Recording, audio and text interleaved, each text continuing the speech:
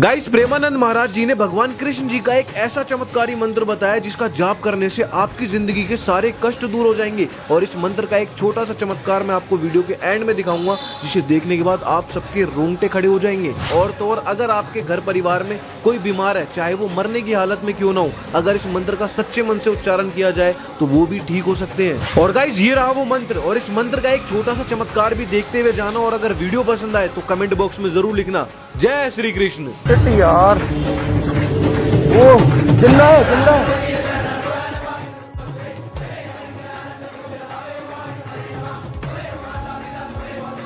कृष्णाय वासुदेवाय हरे परमात्मने प्रणतः क्लेशनाशाय गोविंदाय नमो नमः। कृष्णाय वासुदेवाय हरे परमात्मने प्रणतः क्लेशनाशाय गोविंदाय नमो नमः। जय श्री राम।